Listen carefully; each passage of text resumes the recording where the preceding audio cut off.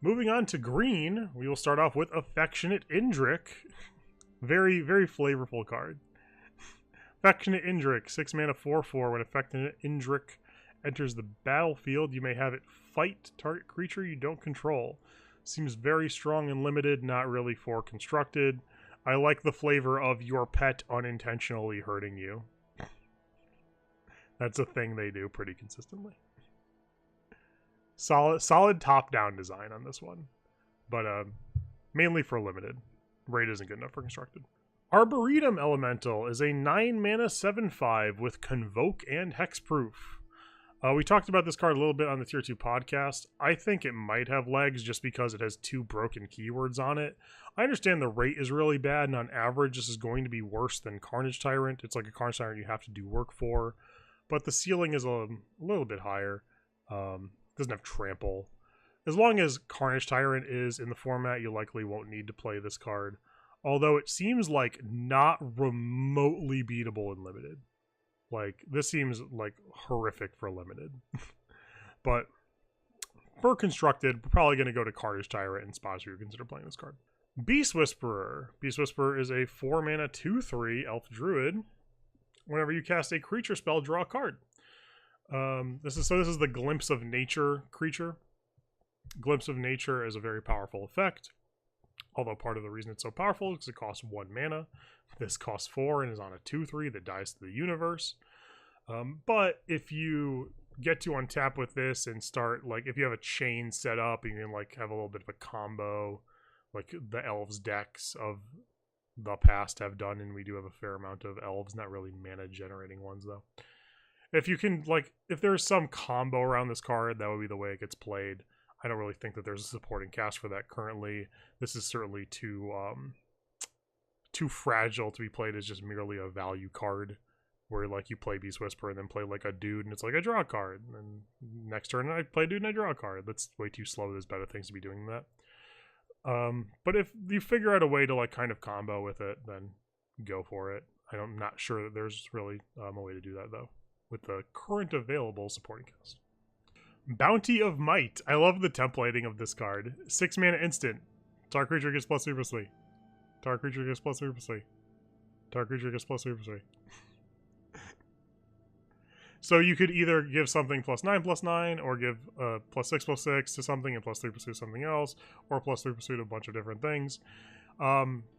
This is like a cool overrun pump effect. Like, if you attack with a bunch of, like, it's 6 mana, that's really expensive, but the effect is very powerful. Like, if you attack with, like, 3 or 4 dudes, for example, and one of them gets through, you could just 9 them to the dome. And if it's not lethal, you have all of this pump to delineate in such a way to have the attack be profitable. Generally, stuff like this is just not going to be played and constructed like it's a giant expensive combat trick.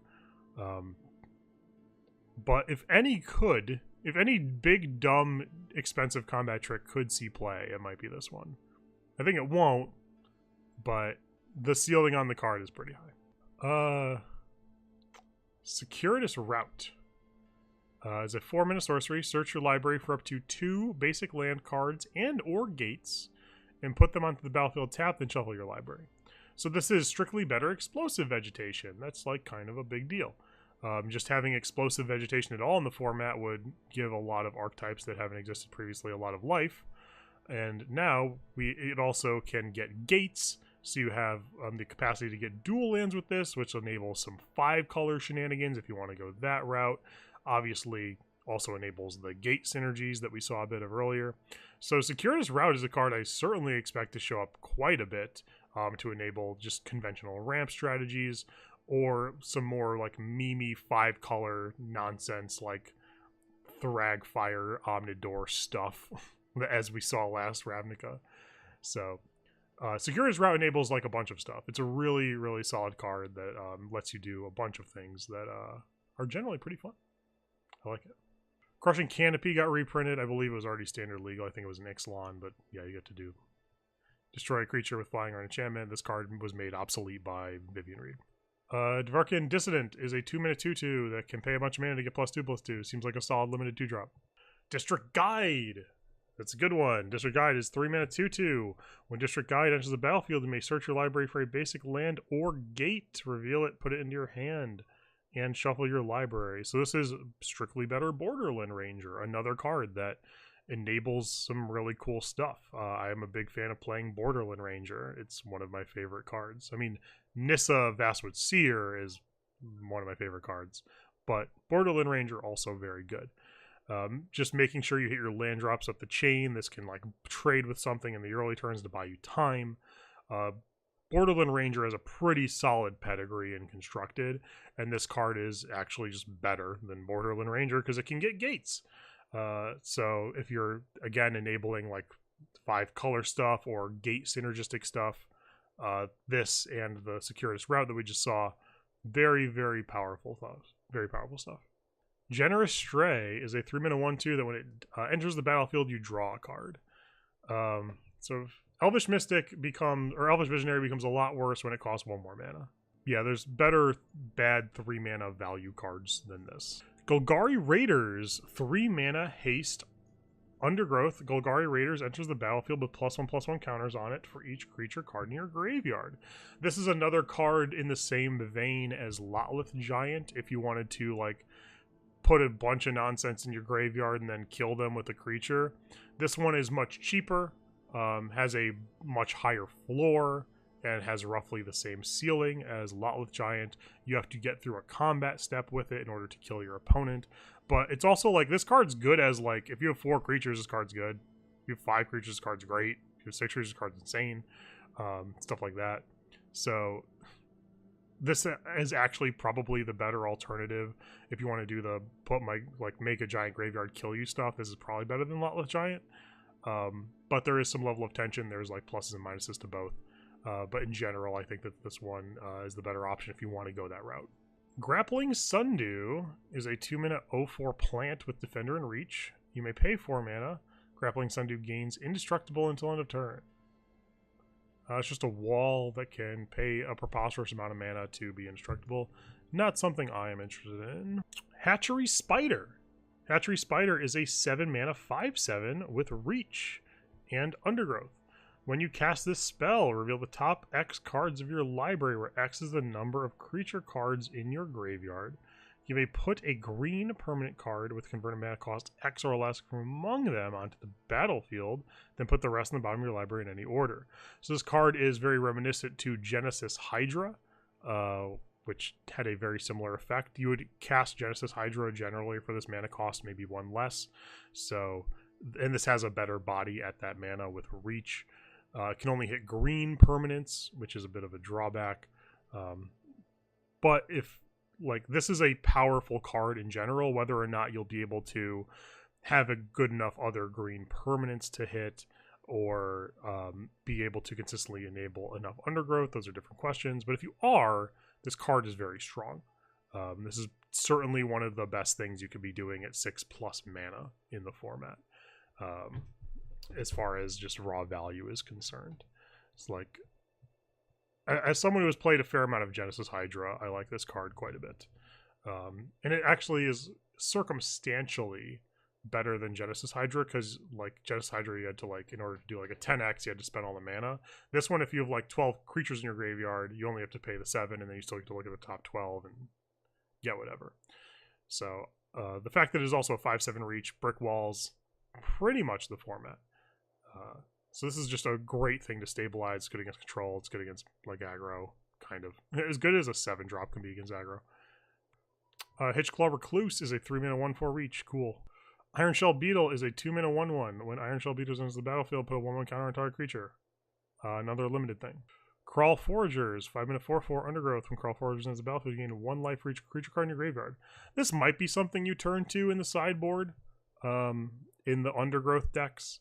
It does gain you a bunch of life. It's like, it probably stabilizes you. You just need to get to turn 5. 5 is a little bit expensive. You generally want this stuff to cost like 4. But this might be the sideboard option for the Undergrowth decks against aggressive decks. That's entirely possible. Crawl Harpooner, this is a good one. Crawl Harpooner is a 2 mana 3/2 Insect Warrior with Reach and Undergrowth. When Crawl Harpooner enters the battlefield, choose up to 1 target creature with flying you don't control. Crawl Harpooner gets plus X plus O until end of turn, where X is the number of creature cards in your graveyard. Then you may have Crawl Harpooner fight that creature. So this is again another undergrowth, or another creature that you can play in the undergrowth decks that acts as a spell but is a creature, so you can like actually interact with your opponent while still maintaining the correct creature density to enable your synergies. I think this is also very good in like the mono green aggressive decks, just being able to like kill flyers.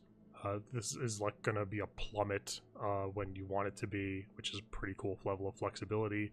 And also just a 2-mana 3/2 is like fine, especially it just has reach.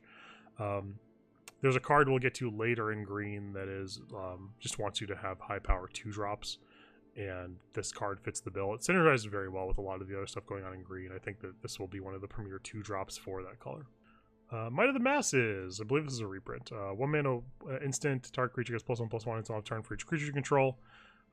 Just a reasonable combat trick. Probably not something you'd want to do in constructed, but reasonably powerful and limited. Null Hide Ferox. This is an important one. Null Hide Ferox is a 4 mana 6/6 beast with hexproof. You cannot cast non-creature spells. You can also, any player can play or pay 2. Null Hide Ferox, lose all abilities until end of turn. Any player may activate this ability. And if a spell or ability an opponent controls causes you to discard Null Hide Ferox, put it into play instead. So this card has a lot of text. What it all amounts to is essentially a 4 mana Frost Titan that has the Obstinate Baloth clause for reasons. This card would be good if it didn't have the Obstinate Baloth clause. I don't know why it has the Obstinate Baloth clause. It seems like needlessly oppressive towards like Nicol Bolas. But this isn't like actual hexproof. This isn't a card like Vinemare. It isn't problematic in the same ways that Vinemare is, because you can still kill this card. You just have to pay 2 extra mana to do it. So it's, again, much more similar to Frost Titan in that regard. It's not like it's unkillable, it's just harder to kill. So in, like, Steel Leaf Champion Landmar Elf decks, this card is exceptional, because those decks already have a bunch of creatures. They don't generally need to play non-creature spells, so the drawback in that card is largely invalidated. And it's just going to put a huge amount of pressure on your opponent. Having the Frost Titan-esque thing earlier in the game is incredibly powerful, because your opponent obviously has less mana to work with. Having them need to pay 2 extra to remove this on turn 4 is much more cumbersome for them than it would be on like turn 6 or whatever. So even though this card isn't like unkillable, it still puts a great amount of pressure on your opponent to like have very specific efficient stuff. I also love that this card punishes like the dynamic we've had in Standard forever, where it's just like you don't have to care about mana efficiency. Just like, I have 4 Vraska's Contempt, and it's just, I'm gonna Vraska's Contempt everything, and I'm gonna Gearhold Vraska's Contempt, and all my stuff is Vraska's Contempt. This card is really good against Vraska's Contempt, because of how inefficient it is. Like, it just can't die to Vraska's Contempt the turn you play it. If you play it on turn 4, it can't die to that. They don't have enough mana. So that's why I think cards like Cast Down and stuff will probably see an uptick. There actually is a level of decision making you have to go through in risk assessment when you're building your removal suite. It's not just LOL for Vraska's Contempt LOL, which I like. So yeah, this is a card that, because of the second line of text that you can't cast non-creature spells, will be restricted mainly to more aggressively oriented mono green shells, but it will be exceptionally powerful in those decks. Pacts Favor is a 3-mana instant with Convoke. Target creature gets +3/+3 until end of turn. So it's a giant growth that can potentially cost 0 mana. That probably is reasonable. The weird thing is that you like generally want a giant growth after you're already attacking. That means your creature's already tapped, and then you can't really convoke this profitably. It's better than giant growth when you're like blocking. When you're looking to block, you have a few creatures in play. Your opponent's about to attack. You do blocks. You tap your dudes. Pact Favor for 0 mana. Like, that's where that card is good. Probably not something we're gonna have to turn to in constructed, but I could certainly see some limited blowouts arising via this card. Pause for Reflection. 3-mana Convoke. Prevent all combat damage that would be dealt this turn. Hey, there's our other Fog. So there's now 2 fogs in the format with this and Root Snare. This one being more efficient, you cannot cast this one in the same turn with on turn 5 to Fairy. And obviously the conventional fog deck as we know it currently doesn't play any creatures and likely will not play any creatures, so the Convoke is deaded. But maybe the inefficiency on this one matters in some spots, and it doesn't matter in others. So we'll see. Maybe Fog still lives. Pretty much that whole deck sticks around. The main thing it loses is the mana, which is notable. That is quite a big deal. Pelt Collector. This is the card I was referring to when I was talking about Crawl Warrior before. Pelt Collector is a 1-mana 1/1 elf warrior. Whenever another creature you control enters the battlefield or dies, if that creature's power is greater than Pelt Collector's, put a 1/1 counter on Pelt Collector. As long as Pelt Collector has 3 or more +1/+1 counters on it, it has Trample. So this is very reminiscent of Experiment 1, which is a card that was very, very strong in its time. And this card is situationally worse than Experiment 1. It certainly grows faster than Experiment 1 because it triggers both on ETB and on death. So the fact that you could play like this and then Crawl Warrior, and then Crawl Warrior makes this a 2/2, and then if Crawl Warrior dies, it makes it a 3/3, and like you're doing it. Like and then you could play Steel Leaf Champion, and then like this is a 4/4, and then Steel Leaf Champion dies, it's a 5/5. So it forces them to, it kind of siphons their removal to this instead of your more expensive cards. It at least puts them in a spot where they're going to be very pressured by your one. Like this is an incredibly, incredibly strong 1-drop. Between this and Lamore Elf, Green's 1-drops are nonsense. So I actually am very high on the mono green Steel Leaf Stompy deck. Between this and No Hide Ferox, that deck has a whole bunch of gas. And the Crawl Warriors just has a very solid 2-drop. So I like that deck a huge amount. And Pelt Collector is one of the reasons. Portcullis Vine is a 1-mana 0/3 defender. You can sacrifice a creature with Defender to draw a card. Doesn't have to be this card. You can sacrifice any creature with Defender. Not something I would be interested in for Constructed, unless we're like we have a whole Gate deck or whole Defender deck or something. It is a Defender for Arcadis. If you're in the business of playing Arcadis, this probably goes in that deck. So there you go. I knew that they were a little light on walls in that color combination, so it is possible we have enough for a meme-worthy Arcadis deck at this juncture. We'll have to see moving forward, but not a card I personally would be particularly interested in playing. Prey Upon got reprinted, just fight a creature. It's pretty standard stuff. Siege Worm I also believe is a reprint. There's the card similar to this in OG Ravnica. But 7 mana, Convoke, 5/5 Trample.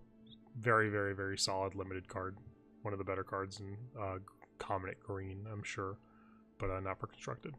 Sprouting Renewal. Sprouting Renewal is a 3-mana sorcerer with Convoke. You can choose one, either create a 2/2 green and white Elf Knight with Vigilance, or destroy target artifact or enchantment. This is a cool card because it like is enchant removal that is main deckable and it's very efficient. I think that there's other better options as we get into Celestia. If you wanted main deckable in artifact enchantment removal. But this one in a vacuum isn't awful, especially the fact that it can theoretically be 0 mana. The Convoke spells letting you have double spell turns easier is very powerful. So if you value the efficiency over the raw rate, this may be something you can play over a card like Night of Autumn that we will get to later. Well, not over Night of Autumn, maybe play it like addition to Night of Autumn.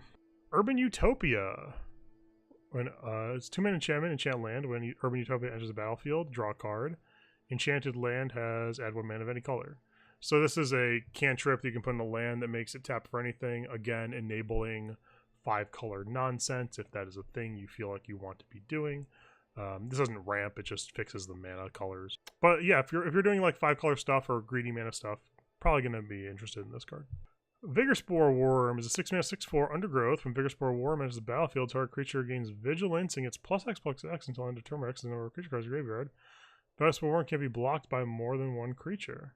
This card seems nonsense and limited. It is not a constructed card, but that seems like an absurd card for limited.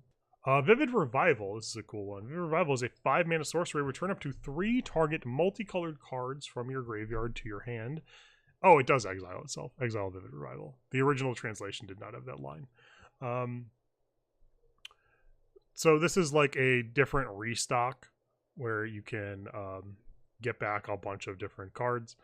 Obviously, we are in a multicolored set. There is a swath of multicolored cards that you could potentially get back. If there ends up being like some 5-color value deck, it might play this card.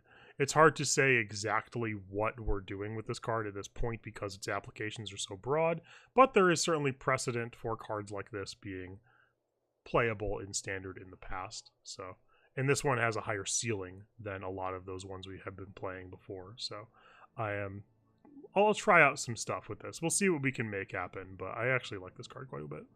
Wary Okapi is a 3-mana 3/2 Vigilance. Cool. Wild Ceratok is a 4-mana 4/3. Also cool. Pervious Great Worm. This is the Buy a Box promo for Ravnica. It is a 10-mana 16/16 worm with Convoke and Indestructible. Is a big boy. Does not have Trample. Get a like a Spirit or whatever, or just like a 1/1. It'll block that worm. Halt. This is a card I think is probably going to see some amount of play. I don't know how much. I don't think it's going to be particularly good. Like this card to play like 2 of or whatever in a token-ish deck. It's not something you want to rely heavily on because it's pretty bad to draw in multiples. But it could be something you use to punish opponents. And again, this is a card that it depends upon like how much Vraska's Contempt are people playing. We've seen a lot of cards prior to this that kind of disincentivize you from running Vraska's Contempt, or at least incentivize you to run cards other than Vraska's Contempt. If the removal spells shy away from exile, then Impervious Great Worm becomes a very problematic card for people to deal with, and maybe becomes more playable. So if the Indestructible matters on this card, then we're talking. But obviously if Vraska's Contempt and Conclave Tribunal are mainstays in the format, then this is just a 16/16 vanilla, and that's not especially strong.